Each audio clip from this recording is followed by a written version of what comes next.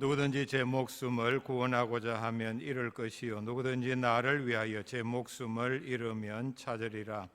사람이 만일 온 천하를 얻고도 제 목숨을 잃으면 무엇이 유익하리요?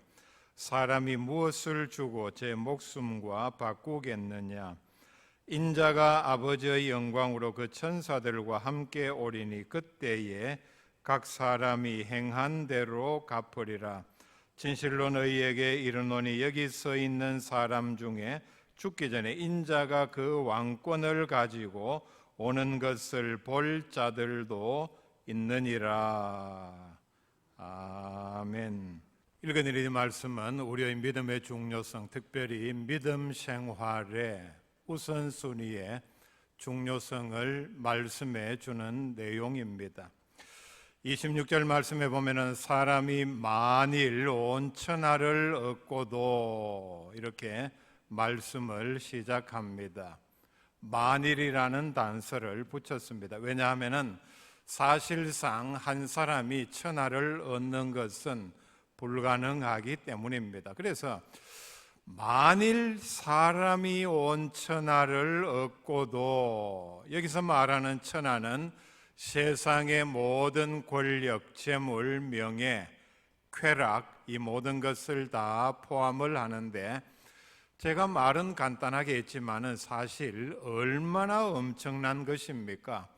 한 사람이 이 모든 것을 얻는다 하는 것은 불가능하기 때문에 만일 그런 일이 있다면은 정말 엄청난 일입니다. 그런데 그 뒤에 나오는 말씀을 보면은 제 목숨을 잃으면은 모든 것을 다 얻었다 할지라도 뒤에 곧 목숨을 잃는다면은, 여기서 말하는 목숨은 우리가 언뜻 보기에 육신의 목숨을 생각하기 쉬운데 예수님께서는 지금 그것을 말씀하고자 하심이 아니었습니다. 왜냐하면은 사람은 어차피 죽기 때문입니다. 천하를 얻은 사람도 시간의 차이일 뿐 죽는 것은 다 마찬가지입니다.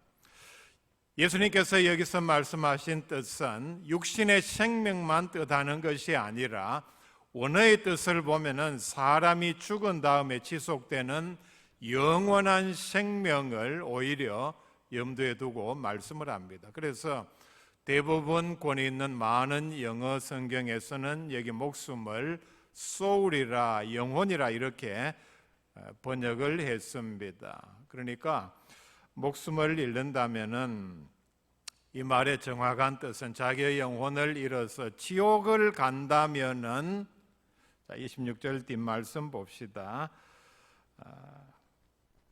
무엇이 유익하리요 말씀을 하고 그 다음에 사람이 무엇을 주고 제 목숨과 바꾸겠느냐 말씀을 합니다.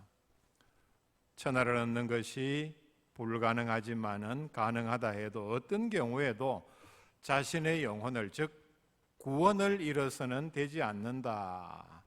온 천하를 얻었다 한들 그 사람이 그것 때문에 지옥 간다면은 오히려 얻지 아니함보다 못하다. 아마 예수님께서 이 말씀을 하실 때에는 로마의 시절을 염두에 두고 말씀을 하셨을 것입니다. 왜냐하면은 당시 이스라엘은 로마의 식민지 지배를 받고 있었고 시저는 예수님 탄생 44년 전에 죽었기 때문입니다. 예수님 입장에서 보면은, 그리고 이 말씀을 듣는 나이 든 사람들 입장에서 보면은 시저에 대해서 분명히 들었고 그리고 어떻게 죽었다는 사실을 알았기 때문에 적절한 비유가 될 것입니다. 시저, 저는 오늘 여기서 시저라고 발음을 했는데 성경에는 가이사라고 표기를 했습니다. 가이사는 시저의 그 당시 발음 방식입니다. 또 케사르라는 말도 쓰고 짜르라는 러시아 말에 바로 이 황제라는 뜻인데 시저라는 이 사람의 이름에서 유래했습니다. 시저는 장군으로 이렇게 권력을 쌓아서 나가서 많은 전쟁에서 승리를 하고 시저는 황제가 되지를 못했습니다. 황제와 같은 지위에 오르기까지 로마의 폼페이우스라고 하죠. 같은 장군끼리 내전을 거치기까지도 했는데 이런 수많은 전쟁을 하면서 100만 명 이상을 죽인 것으로 역사에 알려져 있습니다. 시저가 괜히 그냥 어떻게 해서 기회를 잡아서 로마의 절대 권력자가 또는 우연이 된 것이 아니라는 얘기입니다. 수많은 전쟁에서 그가 살아남고 또 이기는 과정에서 또 내전과 같은 그런 전쟁을 치르면서 100만 명 이상을 죽이고 그런 자리에 올랐는데 시저도 사실은 얼마 지나지 않아서 결국은 그도 칼에 찔려 죽고 말았습니다.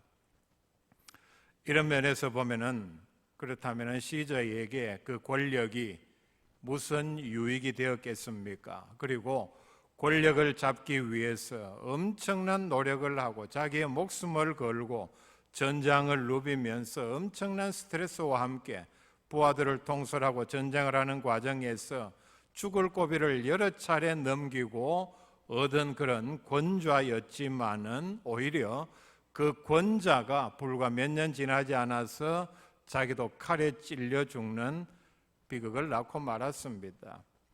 시저 정도면은 천하를 얻었다고 분명히 말할 수 있습니다. 그러나 그는 그 얻은 천하 때문에 그는 살해당하고 말았습니다.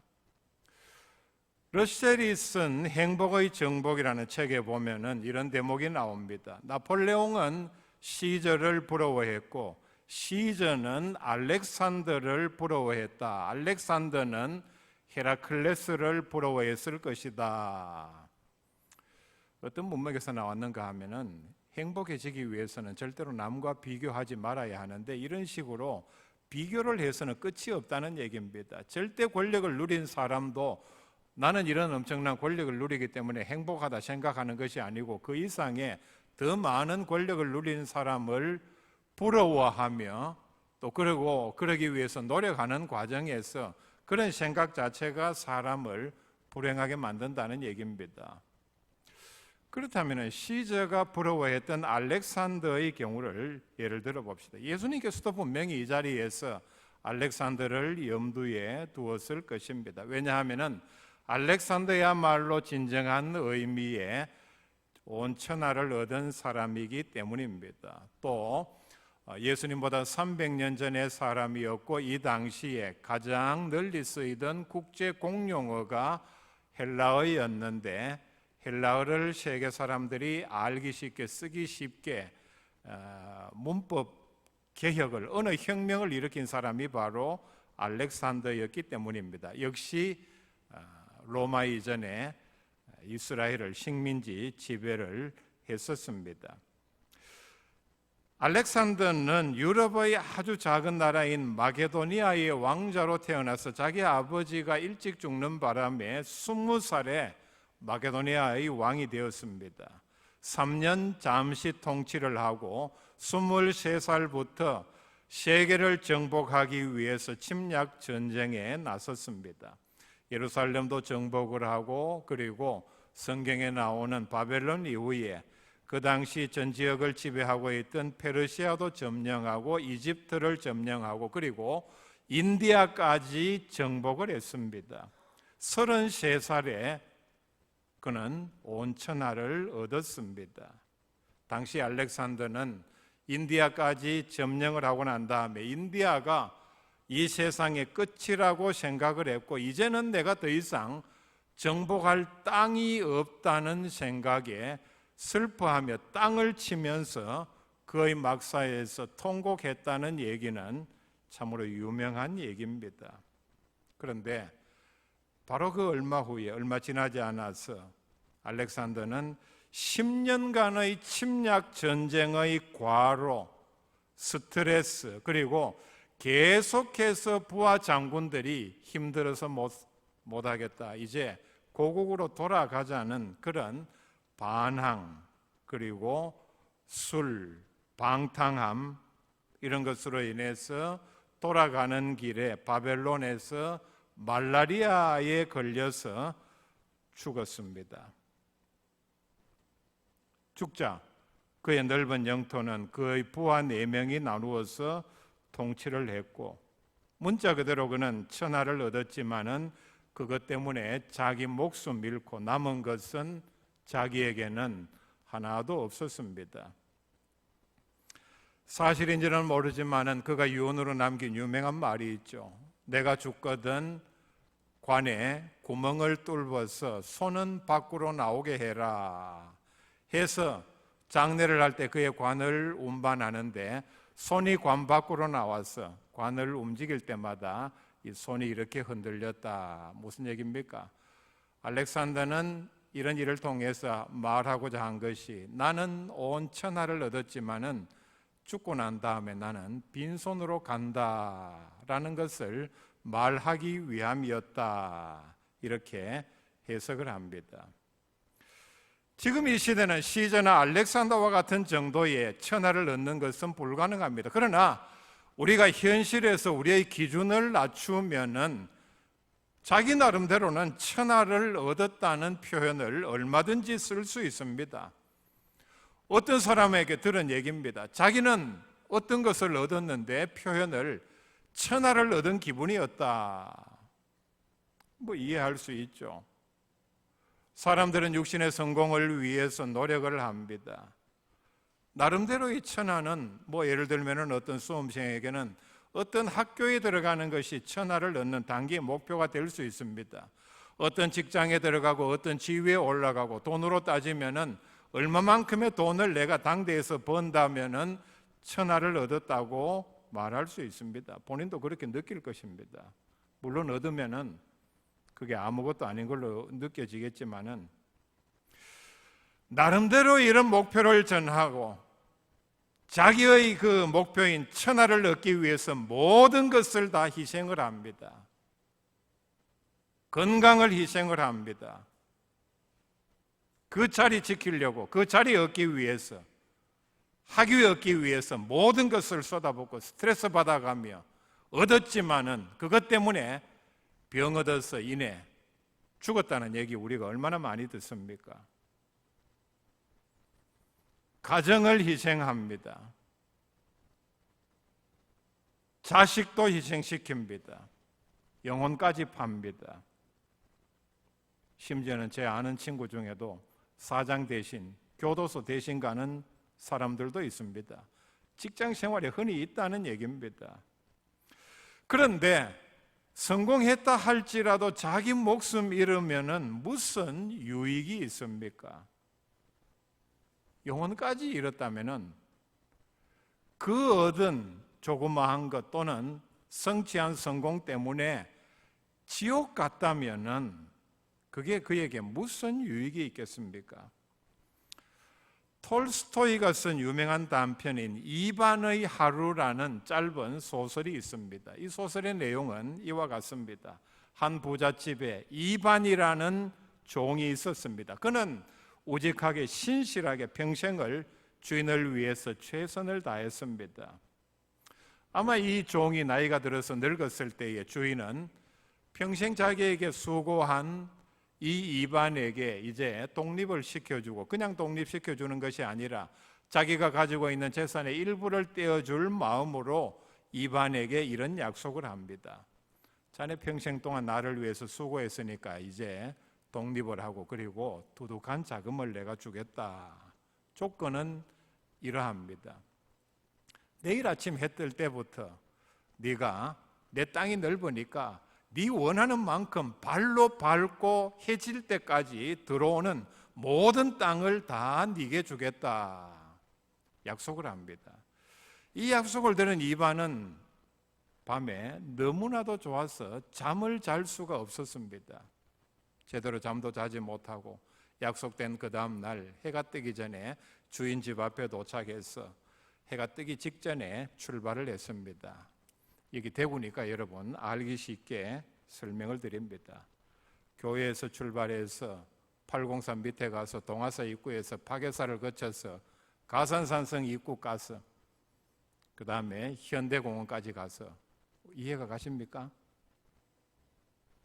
그 다음에 남쪽으로 방향을 틀어서 뭐 더 나가봐야 산이니까 낙동강 강까지 가서 찍고 그 다음에 가창댐까지 가서 수성못을 돌아서 금호강까지 돌고 해가 지기 직전에 주인 집 문 앞에 도착을 했습니다.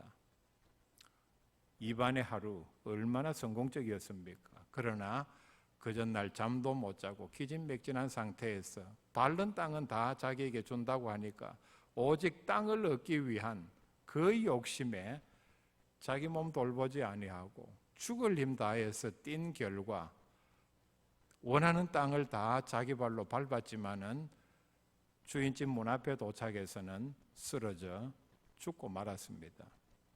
주인은 불쌍히 여겨서 그를 장례를 치루었습니다. 장례를 다 치르고 난 뒤에 보니까 그가 차지한 땅은 단 3평이었습니다. 나름대로는 천하를 얻으려다가 목숨을 잃고 말은 참 어리석은 경우입니다. 톨스토이가 지금 이 얘기하자고 이 소설을 쓴 것이겠습니까? 톨스토이는 그의 많은 작품 가운데서 구원의 중요성, 그리고 우리의 육신의 삶의 짧음, 그리고 영혼의 영원함을 강조하기 위해서 많은 작품을 썼습니다. 그의 작품에는 이런 것들이 많이 드러나 있습니다.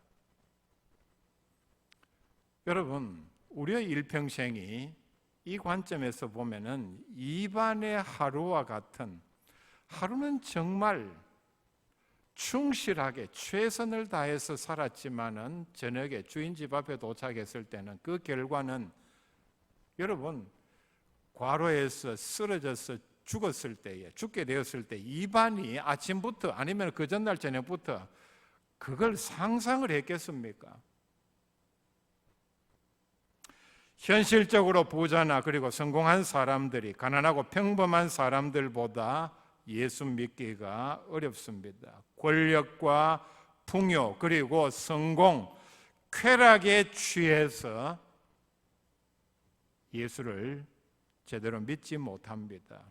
취했다는 말은 거기에 영향을 받는다는 얘기입니다. 마약에 취하면은, 술에 취하면은 제대로 된 신체 반응을 나타내 보일 수 없고 제대로 된 생각을 할 수 없습니다. 판단도 할 수 없습니다. 취했다는 말을 쓰는 것 자체가 벌써 성공이나 이 땅의 풍요가 우리에게 영적으로 생각을 제대로 하지 못하게 하고 믿지 못하게 하고 행하지 못하게 하는 매우 큰 위험성을 가지고 있다는 뜻입니다. 많은 사람들이 박정희 전 대통령에 대해서 증언을 했는데 거의 내용이 같습니다. 박정희 대통령이 권좌에 있을 때에 많은 사람들이 그분에게 전도를 했습니다.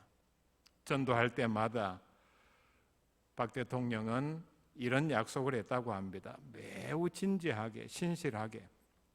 지금은 내가 바쁘니까 교회 갈 수 없다. 그런데 내가 나중에 퇴임하면은 꼭 교회 가겠다. 진지하게 약속을 했다. 말씀을 합니다. 그런데 어떤 분에게는 이런 말까지 했다고 합니다. 그때 임자하고 같이 교회 가자. 뭐 이게 저는 진심이었다고 봅니다. 그런데 79년 6월 달에 어떤 일이 있었는가 하면은 지미 카터 전 미국 대통령이 방문을 했습니다. 최근에 읽은 김장환 목사님의 회고록을 보니까 신문에 인터뷰한 것이 났는데 그때를 이렇게 회고를 했습니다. 여러분 79년 6월 달 하면 우리나라의 상황이 매우 좋지 않을 때입니다. 5월 달 신민당 전당대회에서 김영삼 씨가 당수로 당선이 되고 본격적인 반정부 투쟁을 시작할 때였고, 김장한 목사님은 박 대통령을 만나서 카터 대통령이 오면은 반드시 각하에게 예수 믿으라고 전도할 것입니다. 그러면은 그때 믿는다고 약속하고 이제 예수를 믿으십시오 부탁을 했다고 합니다. 그런데 그 인터뷰에는 보면은 박 대통령이 어떤 대답을 했는지는 제가 찾아보지를 못했습니다. 계획대로 지미 카터 대통령이 방한을 했고 아마 전도하려고 마음을 먹었겠죠. 그리고 서울을 떠나기 전에 만찬을 했는데 그 자리에서 지미 카터 대통령은 한국의 인권 상황을 거론을 하면서 인권 상황을 개선하지 않으면 미군을 철수시키겠다 얼음장을 놓았습니다. 협박을 했다는 사실입니다. 여기에 대해서 박 대통령은 경로했다고 알려져 있습니다. 근데 참 이게 박 대통령의 이 영혼 구원이라는 관점에서 보면은 참 뭐 일이 안 되려고 해서 그렇게 됐는지, 지미 카터 대통령은 박 대통령을 이렇게 경로를 하고 면전에서 마지막으로 공항으로 가는 리무진 안에서 박 대통령에게 전도를 했다고 합니다. 인간적으로 보면 이건 경우가 아니죠. 그 전날 경로하게 하고 박 대통령 그걸 내정 간섭을 한다고 그렇게 화를 냈다고 합니다. 그리고 그 다음날 전도한다는 게 받아들이는 입장에서는 불가능한 일이지 않습니까? 넉 달 뒤에 11.6 사태가 일어났습니다. 지금은 바빠서 내가 교회 갈 수 없고 퇴임하면 교회 가겠다. 저는 그분의 진심인 줄로 이렇게 생각을 합니다. 인간적으로 제가 그 말을 다 이해를 합니다. 또 그때 그 상황이 그러했고, 그러나 중요한 것은 하나님께서는 그런 사람, 그런 마음을 기다려 주시지 않습니다. 절대로 사람이 예수 믿기 전에 핑계대는 말, 지금은 내가 형편이 어떠하니까, 지금은 내가 바쁘니까, 지금은 내가 이런 사정이 있으니까, 하나님은 절대로 기다려 주시지를 않습니다. 박 대통령 같으면 천하를 얻었다고 말할 수 있을 것입니다. 왜냐하면 빈농의 집에서 먹을 것도 없이 그런 집에 태어난 그런 사람이 일국의 대통령이 되고 18년 동안 통치를 하고 우리나라가 10대 경제대국에 들어가는 기초를 마련했으니까 천하를 얻었다고 할 수 있죠. 그러나 그는 그것 때문에 영혼을 잃었습니다. 국제사회에서 지미 카터 대통령은 저승사자로 알려져 있습니다. 가는 곳마다 만나는 외국 정상마다 그 뒤에 곧 죽었기 때문입니다. 박정희 대통령이 그를 만난 지 넉 달 만에 죽었고, 그리고 김일성이 그를 만나고 난 뒤 2주 뒤에 죽었습니다. 이외에도 외국 정상 굉장히 많습니다. 지미 카터는 분명히 김일성도 만나서 전도를 했을 것입니다. 회개하고 예수 믿어라. 왜냐하면 김일성에게 복음은 생소한 것이 절대로 아니기 때문입니다. 그의 어머니 강반석이 교회 권사였고, 여자 이름 반석이라는 말 자체가 그의 집안이 기독교 집안이라는 걸 말해주지 않습니까? 그의 외삼촌 강양욱이 목사였습니다. 김일성도 거절했을 것입니다. 그리고 2주 뒤에 그는 죽었습니다. 바빠서 교회 못 간다는 말, 예수 믿지 못한다는 말은 이런 뜻입니다. 지금 내가 하고 있는 일, 공부, 일, 사업, 그리고 이런 일을 통해서 돈과 권력을 얻는 일이 예수 믿어서 구원받는 일보다 더 중요하다. 그 말이 사실은 그런 뜻입니다. 제 말이 아니고 한경직 목사님이 그렇게 해석을 했습니다. 그런 분들에게 제가 꼭 이렇게 말씀을 드리고 싶습니다. 구원 얻는 것보다 지금 당신이 하고 있는 더 중요한 일은 뭡니까?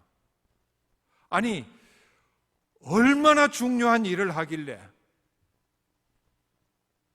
당신 앞에 지금 천국과 지옥이 놓여 있는데도 바빠서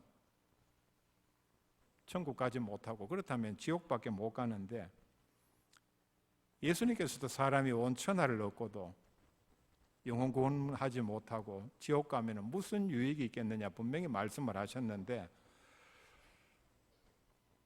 복음 진리를 전혀 모르는 사람도 아니고 어떻게 그런 말을 할 수 있습니까? 자신의 영혼을 팔아서 얻은 천사도 자신의 것이 아닙니다. 영혼이 이를 때에 하나님의 심판대 앞에서 얻었다는 천하는 다 잃고 맙니다. 하나님께서 분명히 빼앗아 가십니다. 결국은 빼앗기고 말 것 위해서 평생 헛수고하고 영혼까지 이런 꼴입니다.